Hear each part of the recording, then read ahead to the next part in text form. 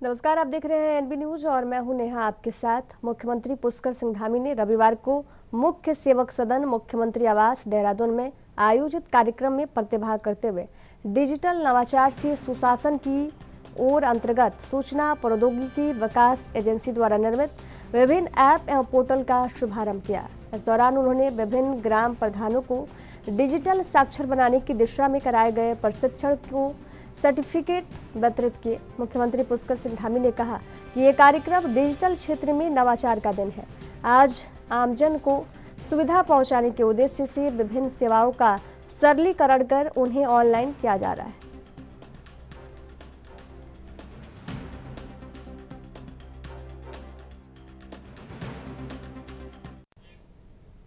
मुख्यमंत्री पुष्कर सिंह धामी आज मुंबई रवाना हो गए। मुंबई में 6 और 7 नवंबर को इन्वेस्टर समिट से जुड़ी रोड शो को सरकार आयोजित करेगी। वहीं 7 तारीख को सरकार अपनी फिल्म नीति को लेकर फिल्म निर्माण से जुड़े लोगों से बात करेगी। डीजी सूचना बंशीधर तिवारी ने उम्मीद जताई कि मुंबई में भी अन्य राज्यों की तरह निवेशकों को अच्छा रिस्पॉन्स मिलेगा।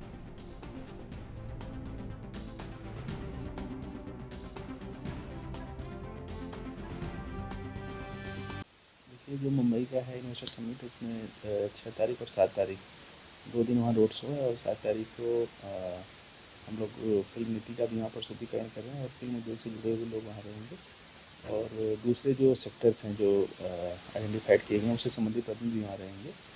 तो कुल मिलाकर के एक अच्छा ग्लोबल इन्वेस्टर समिट को लेकर सरकार जहां अपने स्तर पर प्रयास कर रही है, वहीं बीजेपी संगठन प्रदेश के अलग अलग जनपदों में जाकर प्रेस वार्ता कर ये बता रही है कि राज्य सरकार ने ग्लोबल इन्वेस्टर समिट 2023 के लिए 2.5 करोड़ का लक्ष्य रखा है। जिसके मुताबिक अभी तक 94,000 करोड़ के MOU हो चुके हैं। वहीं देहरादून महानगर कार्यालय में धर्मपुर से बीजेपी विधायक विनोद चमोली ने प्रेस कॉन्फ्रेंस कर ये बताया कि 2018 में भी त्रिवेंद्र सरकार में इन्वेस्टर समिट हुआ था, जिसमें कोरोना काल की चुनौतियों के बावजूद भी 40,000 करोड़ का निवेश धरातल पर उतारा गया, जो पिछले 17 सालों में नहीं हो पाया। उन्होंने कहा कि मौजूदा धामी सरकार प्रदेश में उद्योग स्थापित करने के लिए लगातार काम कर रही है, जो भविष्य के लिए मील का पत्थर साबित होगा। वह इस पूरे प्रकरण को लेकर विपक्ष ने बीजेपी संगठन को आड़े हाथ लिया।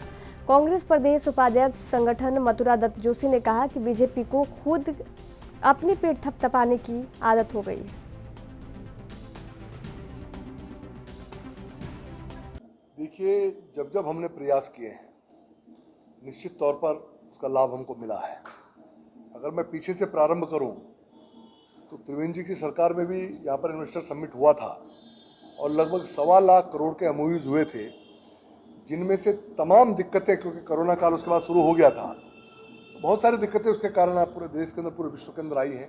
उसके बावजूद 40,000 करोड़ का इन्वेस्टमेंट हम लोग यहाँ पर ला पाए और उसको एग्जीक्यूट कर पाए। ये अपने आप में बड़ी उपलब्धि थी, क्योंकि उससे पहले के अगर 17 सालों का ड्यूरेशन हम देखें तो इतना इन्वेस्टमेंट 17 सालों में मिलाकर नहीं आया था। इसी प्रकार इस समय भी हम लगभग 2.25 से 2.5 लाख करोड़ का इन्वेस्टमेंट लाने का प्रयास कर रहे हैं, जिसमें लगभग 94,000 करोड़ के MOUs हमारे हो चुके हैं। तो मुझे ऐसा लगता है कि हम बहुत अच्छा इन्वेस्टमेंट इस समय उत्तराखंड के लिए ला पाएंगे और जो आगे चल के उत्तराखंड के विकास में मील का पत्थर है अपनी पीठ स्वयं थपथपाने का। वो अपनी पीठ स्वयं थपथपा रहे हैं। वो ये तो बता दें अभी कितना इन्वेस्टर यहाँ आया है। अभी तो सूत न कपास, जुलाई में लट्ठन लट्ठा हो रही है। अभी कहाँ न कोई इन्वेस्टर आया, न कुछ इन्वेस्टमेंट हुआ, न कोई इस्टेब्लिशमेंट हुआ, न कुछ कोई फैक्ट्री यहाँ पर लगी, न कोई आने को तैयार है। आप करें 90,000 करोड़ का हमने MOU दस्तखत कर रहे हैं, अच्छी बात है। मुख्यमंत्री जी उसके लिए प्रयास कर रहे हैं, वो भी अच्छी बात है, सराहनीय है। उनका प्रयास सराहनीय है। मंत्री कहाँ हैं उनका पता नहीं चल रहा है। वो क्या अपने विभागों में क्या कोशिश कर रहे हैं इसका पता नहीं है। और भाजपा अपने आप ही स्वयं अपने मुँह मियाँ मिट्ठू बन रही है। भाई आप पहले धरातल में उतरने तो दीजिए। दिसंबर में तो आपके इन्वेस्टर मीट होने जा रही है, उससे पहले आप क्या किस तरीके की बात कर रहे हैं? क्या 2000 क्या बीजेपी को इतनी भी नैतिकता है कि 2018 के इन्वेस्टर समिट में कितना इन्वेस्टमेंट आया था, 1,25,000 करोड़ का क्या हुआ, इसका जवाब तो दे दें पहले। आने वाला भविष्य गर्भ में है, कितना आएगा, कितना यहाँ इन्वेस्ट होगा, वो देखा जाएगा, उस पर चर्चा। मुख्यमंत्री के सचिव आर मीनाक्षी सुंदरम द्वारा विभागों और जिलाधिकारी को पत्र जारी किया गया है। आदेश के मुताबिक अब प्रदेश में लोकार्पण और शिलान्यास केवल मुख्यमंत्री ही कर सकेंगे। इस आदेश को लेकर सियासत गर्मा गई है। उप नेता प्रतिपक्ष भुवन कापड़ी ने कहा कि प्रदेश में मुख्यमंत्री और देश में प्रधानमंत्री मुख्य होता है, लेकिन जो उनके साथ कैबिनेट और राज्य मंत्री होते हैं उनको भी विशेष अधिकार होता है। इस आदेश से इन सभी का विशेष अधिकार का हनन हो रहा है। वहीं इस आदेश को लेकर धामी कैबिनेट में संसदीय कार्य मंत्री प्रेमचंद अग्रवाल ने कहा कि कैबिनेट मंत्री और राज्य मंत्री मुख्यमंत्री के अधीन होते हैं। यदि मुख्यमंत्री योजनाओं का शिलान्यास और लोकार्पण करेंगे तो ये एक अच्छी बात होगी।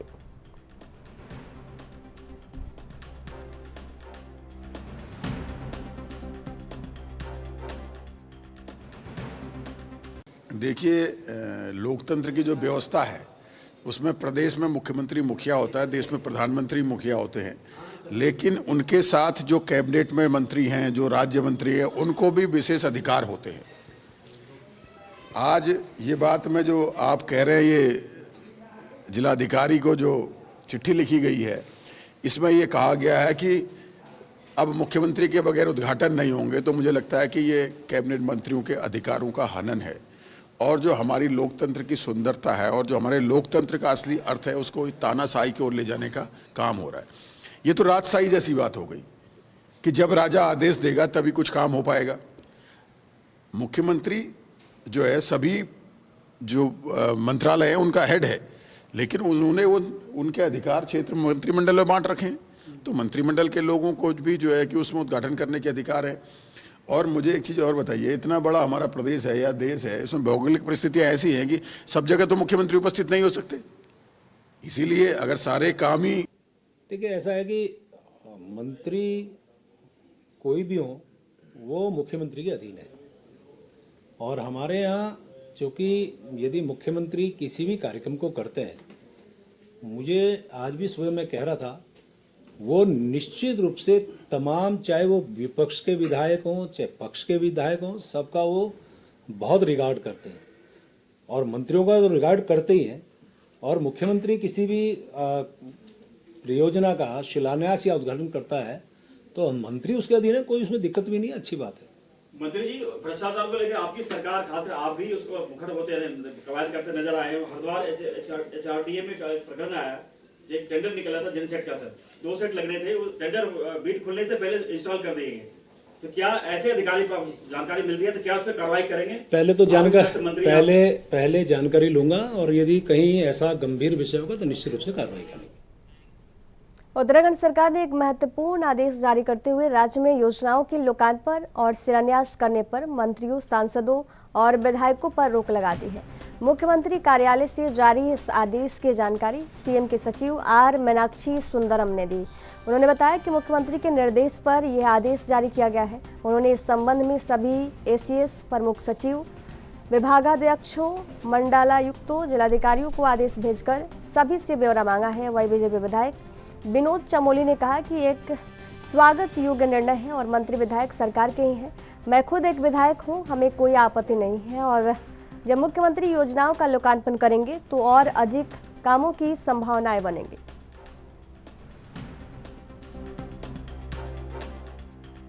उस पर देखना क्या, अगर सरकार तय करे तो मुख्यमंत्री करेंगे, उसमें क्या दिक्कत है? कांग्रेस भी सवाल उठा रही है। कांग्रेस को क्या दिक्कत है? सरकार हमारी है। ये कह रही है कि ये मंत्रियों के, कैबिनेट मंत्रियों और राज्य मंत्रियों के अधिकारों का हनन है, क्या आप मानते हैं? देखिए, कांग्रेस अपने बारे में बात करे, मंत्री राज्य मंत्री सरकार के हैं, हमें तो कोई आपत्ति है, हम भी विधायक। और अच्छा है, अगर मुख्यमंत्री लोकार्पण करेंगे तो अधिक कामों की संभावनाएं बनेंगी। मैं बता दूं आपको, जब मुख्यमंत्री सीधे सीधे लोकार्पण और शिलान्यास से जुड़ेंगे तो 50 लाख का तो शिलान्यास करेंगे नहीं, तो 1 करोड़ का तो लोकार्पण करेंगे नहीं। मुख्यमंत्री जो भी कार्यक्रम करेंगे 8, 10, 20 करोड़ के कामों का लोकार्पण और शिलान्यास करेंगे तो हमको तो लाभ मिलेगा ना। अभी प्रधानमंत्री जाए थे ना कुमाऊं में, 42,000 करोड़ का उन्होंने वहां पर लोकार्पण शिलान्यास किए थे। तो जिस साइज का लीडर लोकार्पण शिलान्यास करेगा, वो भी ये देखेगा कि मुझे किस साइज के काम करने हैं। तो मुझे लगता है इससे उत्तराखंड में हम जैसे लोगों को, जो विधायक है, क्षेत्रों को लाभ मिलने वाला है। और मैं तो इस बात को स्वागत करता हूं कि मुख्यमंत्री करे। और यहाँ रुकेंगे एक छोटी सी ब्रेक के लिए। ब्रेक के बाद जल्द हाजिर होंगे। देखते रहिए एएनबी न्यूज़।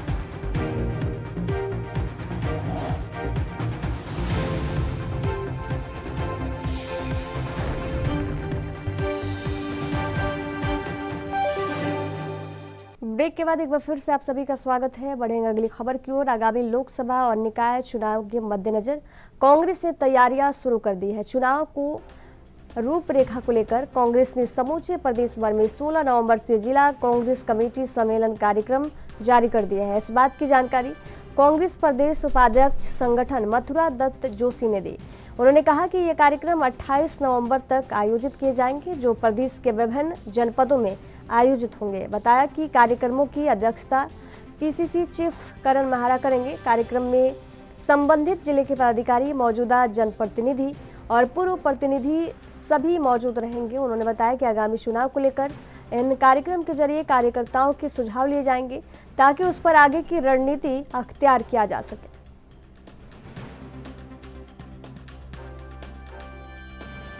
जिला कांग्रेस कमेटी के सम्मेलन आयोजित होने हैं और पूरे प्रदेश में कार्यकर्ता सम्मेलन आयोजित होंगे और ये कार्यक्रम 16 तारीख से हमने आयोजित करने का निश्चय लिया है। और प्रथम चरण में गढ़वाल मंडल के चमोली, रुद्रप्रयाग और पौड़ी जिलों में होंगे। उसके बाद ये 16, 17, 18 में होंगे। उसके बाद 20, 21 में टिहरी और उत्तरकाशी होंगे और उसके बाद 25, 26, 27, 28 में चंपावत, पिथौरागढ़, बागेश्वर और अल्मोड़ा में सम्मेलन आयोजित किए जाएंगे, जिसमें माननीय प्रदेश अध्यक्ष जी रहेंगे। प्रदेश के सारे जितने भी हमारे वरिष्ठ नेतागण हैं वो रहेंगे। नेता प्रतिपक्ष माननीय पूर्व मुख्यमंत्री जी हरीश रावत जी, पूर्व अध्यक्ष पूर्व CLP आदरणीय प्रीतम सिंह जी, पूर्व प्रदेश अध्यक्ष आदरणीय गणेश गुदियाल जी और हमारे वरिष्ठ विधायकों को भी हम उसमें आमंत्रित कर रहे हैं। सारे लोग उसमें आमंत्रित किए जाएंगे। उसमें विभिन्न मुद्दों पर चर्चा होगी कि 2024 के लोकसभा चुनाव से संबंधित चर्चाएं भी होंगी और बूथ में हम किस तरीके से मजबूत संगठन खड़ा कर सकते हैं और जिन लोगों को हमने बूथ कमेटी का अध्यक्ष और BLA और महामंत्री नियुक्त किया है, एक बूथ से 3 व्यक्तियों को बुलाने का निश्चय है। वो उनका ट्रेनिंग कैंप भी होगा। एक तरीके का बूथ मैनेजमेंट में फोकस रहेगा, विशेष ध्यान बूथ मैनेजमेंट रहेगा। और अगले महीने 6 तारीख के बाद देहरादून, हरिद्वार, उधमसिंह नगर और नैनीताल। राहुल गांधी अपने 3 दिवसीय दौरे पर उत्तराखंड के भगवान केदारनाथ मंदिर पहुंच चुके। वहीं बीजेपी के प्रदेश मीडिया प्रभारी मनवीर सिंह चौहान ने राहुल गांधी के केदारनाथ दौरे को लेकर निशाना साधा। कांग्रेस नेता राहुल गांधी आज केदारनाथ धाम पहुंचे। कांग्रेस नेता राहुल गांधी के केदारनाथ आने से कांग्रेस में सद्बुद्धि आया। उन्होंने कहा कि और कांग्रेस की जो भ्रष्टाचार नीति है उसको त्यागने का संकल्प ले, कांग्रेस राष्ट्रहित में काम करे। इसके साथ उन्होंने कहा कि जब जब चुनाव नजदीक होता है तो कांग्रेस नेता राहुल गांधी कभी जनेऊ धारण कर लेते हैं और कभी बाबा केदार के दर्शन करने पहुंच जाते हैं।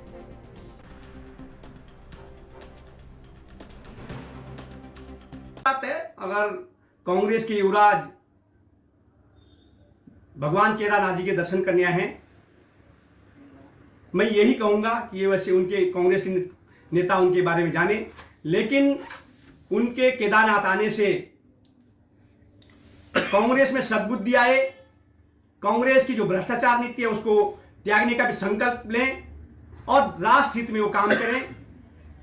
हालांकि राहुल गांधी जी का जो सनातन प्रेम है वो बीच बीच में कई बार उमड़ता रहता है और ये सनातन स्वरूप कांग्रेस के कुछ ही लोगों को, मुझे लगता है पूरी कांग्रेस को भी उनके सनातन रूप पसंद नहीं होगा, लेकिन पूरे देश की जनता को उनका सनातन स्वरूप जैसा है वो किसी भी शर्त में स्वीकार्य नहीं होगा। और मुझे लगता है कि अन्य राज्यों में जिस प्रकार से वो सनातन विरोधी कृत्य उनके कहीं सामने आए और जब चुनाव नजदीक होता है तो कभी वो जनेऊ धारण करते हैं और कभी वो बाबा केदारनाथ जी के दर्शन करने। लेकिन मैं यही कहूंगा कांग्रेस के युवराज से कि वो अपनी पार्टी की सद्बुद्धि के लिए और देश हित में उनकी पार्टी काम करे। भ्रष्टाचार जो उन्होंने किए। लोकसभा चुनाव की आदर्श आचार संहिता लागू होने से पहले मुख्यमंत्री पुष्कर सिंह धामी पूरे प्रदेश में विकास योजनाओं के ताबड़तोड़ लोकार्पण और शिलान्यास करेंगे। इन कार्यक्रमों में प्रभारी मंत्री और विभाग के मंत्री के अलावा क्षेत्रीय सांसद और विधायक भी मौजूद रहेंगे। वहीं कांग्रेस के प्रदेश प्रवक्ता शिषपाल सिंह बिष्ट ने कहा कि 2024 के लोकसभा चुनाव सर पर है और भारतीय जनता पार्टी झूठ की फैक्ट्री स्टार्ट कर चुकी है। लगातार मुख्यमंत्री की घोषणाएं हो रही हैं, उनके हवाई दौरे भी हो रहे हैं, लेकिन राज्य को कुछ नहीं मिल पा रहा।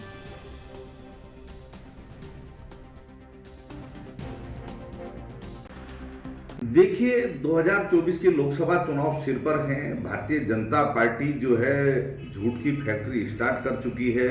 लगातार मुख्यमंत्री जी की घोषणाएं हो रही हैं, नेताओं के हवाई दौरे भी हो रहे हैं, लेकिन राज्य को कुछ मिल नहीं रहा है। अब जो है उद्घाटनों का कार्यक्रम होगा, शिलान्यास होंगे, लेकिन धरातल पर काम कहीं नजर नहीं आ रहे हैं। जिस स्पीड से जो है मुख्यमंत्री घोषणाएं कर रहे हैं, अगर उस स्पीड से ये काम धरातल पर उतरते तो राज्य तो मुझे लग रहा है कि आज ही देश का अग्रणी राज्य बन जाता। लेकिन जनता भाजपा का झूठ भली भांति समझ रही है और भाजपा का जो असली चाल चरित्र चेहरा है वो जनता समझ चुकी है। भाजपा कुछ भी कर ले, जनता भाजपा की।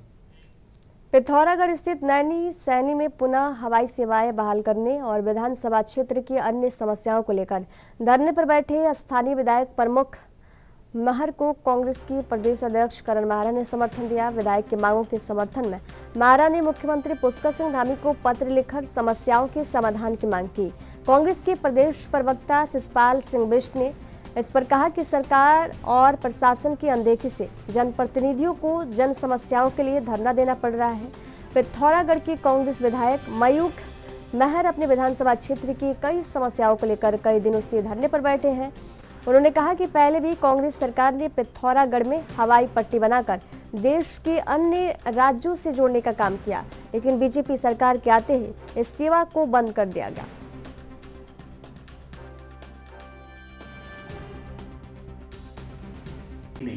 देखिए, नैनी सैनी में प्रदेश की जनता को बड़े बड़े आपने सपने दिखाने का काम किया। वहां से पहले जो है हवाई यातायात चलता था, अब लगातार जो है आप उसे सुचारू रूप से चला ही नहीं पा रहे हैं। लोग जो है बाट जो रहे हैं कब जो है पिथौरागढ़ के लिए हवाई सेवा शुरू हो।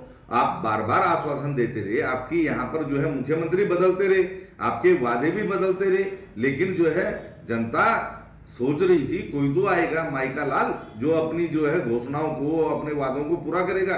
पिथौरागढ़ बहुत दूरस्थ क्षेत्र है, अगर वहां से हवाई यातायात शुरू होता तो पिथौरागढ़ की दूरी राजधानी देहरादून और देश के अन्य कोनों से मुझे लगता घटती, तो सुगमता भी होती वहां पहुंच में। लेकिन बातें हो रही हैं, काम धरातल पर हो नहीं रहा है, तो जनप्रतिनिधियों के पास क्या चारा है आप बताएं ना। जनता जवाब पूछती है, जनप्रतिनिधि जवाब नहीं दे पा रहे हैं, तो एक ही रास्ता बचता है लोकतंत्र में, विरोध का। और वहां के स्थानीय विधायक माननीय मयूख महर जी जो है धरने पर बैठे हैं, आमरण अनशन पर, पूरी जो है उनके साथ वहां की जनता भी बैठी है और उन्होंने घोषणा कर दी है कि जब तक नैनी सैनी से हवाई यातायात शुरू करने की घोषणा नहीं होती, वहां सुचारू रूप से हवाई यातायात शुरू नहीं होता, तब तक वो अपना अनशन समाप्त नहीं करेंगे। सरकार को इसे गंभीरता से लेना चाहिए और अपने प्रदेश की धामी सरकार प्रदेश के चहुमुखी विकास की ओर अग्रसर है, जिसके चलते आगामी दिसंबर में होने जा रहे ग्लोबल इन्वेस्टर समिट के लिए धामी सरकार ने कमर कस ली है, ताकि प्रदेश के पहाड़ी क्षेत्रों से होने वाले पलायन और बेरोजगारी की समस्या से काफ़ी हद तक राहत मिल सके। ये कहना है बीजेपी के वरिष्ठ नेता और प्रदेश प्रवक्ता देवेंद्र भसीन का, जिन्होंने विकासनगर में आयोजित पत्रकार वार्ता के दौरान धामी सरकार की जमकर तारीफ की और कहा कि प्रदेश में होने जा रहे ग्लोबल इन्वेस्टर समिट के लिए 30,000 करोड़ रुपए निवेश का लक्ष्य रखा गया था, जिसके सापेक्ष सूबे के मुखिया पुष्कर सिंह धामी के दूरदर्शी सोच और अथक प्रयासों से अब तक 94,000 करोड़ रुपए का विभिन्न कंपनियों से करार हो चुका है। उम्मीद है कि यह आंकड़ा जल्द ही 2.5 लाख करोड़ रुपए के लक्ष्य तक पहुंच जाएगा।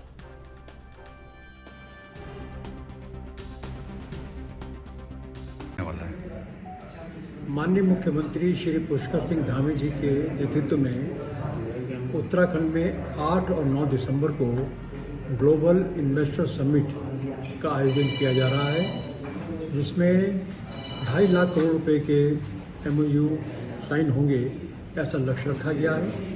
लेकिन माननीय मुख्यमंत्री जी द्वारा जो देश और विदेश में लगातार रोड शो किए जा रहे हैं, निवेशकों से बातचीत की जा रही है, उसके परिणाम स्वरूप अभी तक करीब 94,000 करोड़ के जो MOU हैं उन पर हस्ताक्षर हो चुके हैं। तो अभी मुख्यमंत्री जी कल मुंबई में अपना रोड शो करेंगे, उससे और अधिक राशि आने की संभावना है। इस इन्वेस्टर समिट के परिणाम स्वरूप जो प्रदेश के अंदर उद्योग लगेंगे, उसमें जहां बड़ी संख्या में प्रदेश के युवाओं को रोजगार सीधे तौर पर मिलेगा, इसके अलावा जो दो जुड़ी हुई जो अन्य गतिविधियां होती हैं, उनके माध्यम से भी रोजगार यहाँ के लोगों को प्राप्त होगा। तो रोजगार की दृष्टि से बड़ा महत्वपूर्ण अपने आप में रहने वाला है। इसके अलावा जो मुख्य उद्देश्य मुख्यमंत्री जी का है वो ये है कि प्रदेश का समग्र विकास हो, केवल उद्योग मैदानी क्षेत्र में न लगे बल्कि पर्वतीय क्षेत्र में अधिकाधिक लगे, और उसके लिए वे लगातार प्रयासरत हैं। और जब पर्वतीय क्षेत्र में उद्योग लगेगा तो पलायन। अपने उत्तराखंड की खबरों के सफर में फिलहाल दीजिए जाने की इजाजत। देखते रहिए NV न्यूज। नमस्कार।